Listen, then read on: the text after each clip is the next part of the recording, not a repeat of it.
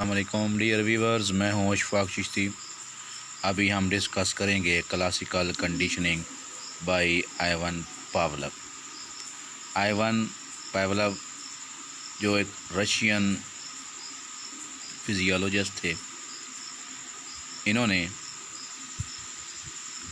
Dog के ऊपर experiment किया और इनका ताल्लुक़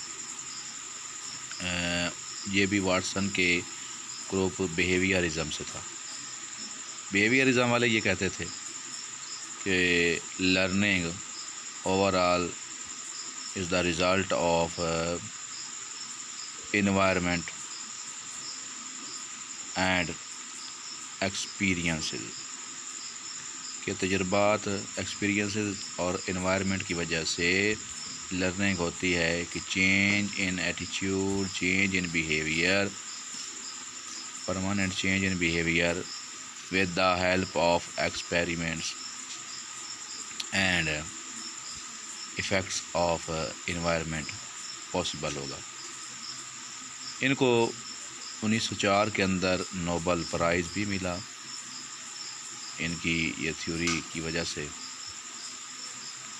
पावलव रशियन थे, तो इन्होंने क्लासिकल कंडीशनिंग थ्योरी पेश की,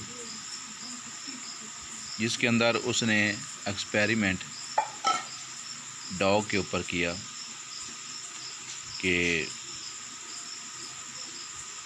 डॉग को एक केज के अंदर बंद किया और सलेवरी ग्लैंड्स के अंदर उसने एक ट्यूब डाल दी इसके, और आगे एक कप रखा कि जो सलेवा उसके ग्लैंड से आएगा, जो जब उसके सामने खुराक रखी जाएगी उसको देखने के बाद, तो उसको मेजर करने के लिए साथ उसने रिकॉर्डिंग डिवाइस भी लगाई, और सामने उसने फूड रखा और वन वे ग्लास वाल, इनके एक मिरर था जिसमें से उसके सामने उसको नज़र आता था खुराक का मौजूद होना। तो जब खाना उसके सामने रखा जाता तो उसको देखने के साथ ही उसके मुंह से राल टपकना शुरू हो जाती। तो इसने ये एक्सपेरिमेंट किया कि ये देखना चाहता था कि जब स्टिमुलस यानी खाना पेश किया जाता है तो डॉग रिस्पॉन्स करता है और उसके मुंह से राल टपकना शुरू हो जाती है कि वो खुराक की तलाश में है और वो उसको खाना चाहता है खाने को। यानी कि इसके अंदर फिर उसने मज़ीद खाने के साथ बेल को ऐड कर दिया, घंटी को ऐड किया। घंटी पहले न्यूट्रल थी, लेकिन बाद में जब डॉग को घंटी का एहसास हुआ कि घंटी के साथ खाना मिलता है, तो ये कंडीशन स्टिमुलस हुई। इसके 3 स्टेप्स हैं। There are 3 levels to this conditioning. Number 1 है बिफोर कंडीशनिंग, कंडीशनिंग से पहले।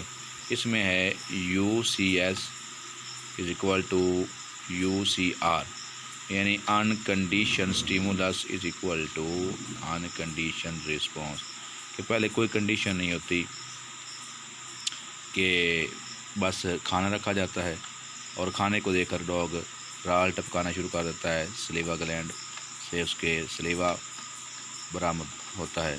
तो लेकिन स्टेप 2 के अंदर at the time of conditioning NS यानी कि न्यूट्रल स्टिमुलस यानी बेल को जोड़ दिया जाता है अनकंडीशन स्टिमुलस फूड के साथ, तो साथ में उसके अनकंडीशन रिस्पॉन्स यानी कि सैलिवेशन, जो राल टपकती है, वो बरामद होती है। तो association and retention repetition works here, यहाँ पर ताल्लुक़ कायम होता है इनका तीनों का, यानी कि जो बेल है और फूड और साथ में उसका रिस्पॉन्स। तो इसके रिपीट करने से वर्क्स क्रिएट होता है कि वो उस पर काम करता है डॉग। खाना खाने के बाद, अपना खाना पेश करने के बाद उसको देखने के साथ उसके मुंह से राल टपकना शुरू हो जाती है। तो थर्ड जो स्टेप है वो है आफ्टर कंडीशनिंग। इसके अंदर कंडीशनड स्टिमुलस है बेल कि यहाँ पे अब उसकी उसको बजाने के साथ डॉग को पता चल जाता है कि अब खाना आने वाला है। तो उसके साथ फिर कंडीशन रिस्पॉन्स, तो वो भी शर्तिया तौर पर कंडीशन के तौर पर रिस्पॉन्स करता है, सेलिब्रेट करता है। सबसे पहले जब बैल को उसके साथ मुंसलिक किया जाता है तो वो न्यूट्रल इसलिए होती है कि उसका कोई ताल्लुक़ नहीं है, बैल का कोई ताल्लुक़ नहीं होता। लेकिन बाद में खाने के साथ जब उसको जोड़ दिया जाता है तो हर बार बैल बजाने के साथ खाना पेश किया जाता है। तो डॉग को अंदाज़ा होता है कि बैल बजती है तो खाना आता है, बैल बजती है तो खाना आता है। तो इसलिए वो जैसे ही बैल बजती वो राल टपकाना शुरू कर देता। तो बाद दफ़ा खाना ना दिया जाता तब भी वो बैल पे अकेली बैल की आवाज़ पे ही राल टपकाना शुरू कर देता, सेलिब्रेट करना शुरू कर देता। तो इससे वो ये साबित करना चाहता था कि अगर स्टिमुलस दिया जाए तो रिस्पॉन्स आता है। इसके अंदर स्टिमुलस पहले है और डॉग का रिस्पॉन्स बाद में है, लेकिन ऑपरेंट कंडीशनिंग के अंदर रिस्पॉन्स पहले है और उसको स्टिमुलस बाद में दिया जाता है, इसलिए उसको RS कहा जाता है। इसके बाद कंडीशनिंग प्रोसेस की बात करते हैं। Pavlov and his associates identified 5 major conditioning processes.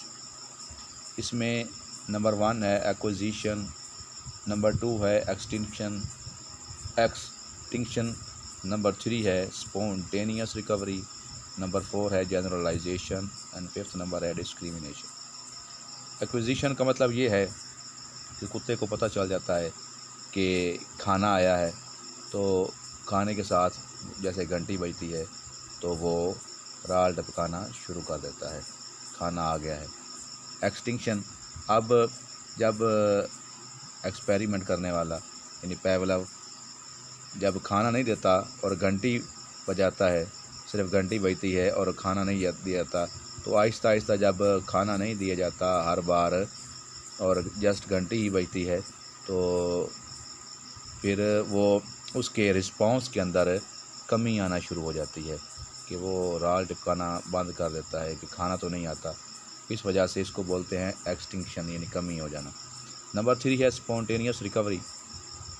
अब कुछ यूँ हुआ कि काफ़ी टाइम खाना ना देने के साथ फिर अब दोबारा से उसने खाना शुरू कर दिया, खाना देना शुरू किया, साथ में बैल बजाई, तो अब डॉग ने दोबारा से फिर राल टपकाना शुरू कर दी खाना देकर, और फिर वो बैल के ऊपर जो है उसका आदी हो गया, जैसे बैल बजती वो दोबारा से राल टपकाना शुरू कर देता। तो इसको कहते हैं स्पॉन्टेनियस रिकवरी। नंबर 4 है जनरलाइजेशन, कि यहाँ पे डॉग को पता नहीं चल रहा कि बैल की जो खाने की बैल की घंटी जो यानी बैल या घंटी बज रही उसकी आवाज़ कौन सी है और बाकी बैल्स जो हैं उनकी आवाज़ उनमें डिफ्रेंशिएट नहीं कर पा रहा, तो उसको बोलेंगे जनरलाइजेशन। डिस्क्रिमिनेशन, कि जिसमें इसको पता चल जाता है कि वो फ़र्क कर लेता है कि ये खाने की घंटी है या बैल है और ये आम आवाज़ है किसी और घंटी की आवाज़ है। तो ये थी कुछ कंडीशनिंग के प्रोसेस के हवाले से कुछ टर्म्स थी, और ये थी टोटल ओवरऑल जो आपके सामने मैंने प्रेजेंट की क्लासिकल कंडीशनिंग। नेक्स्ट वीडियो तक इजाज़त दीजिए, अपना ख्याल रखिए और चैनल को सब्सक्राइब कीजिए। अल्लाह।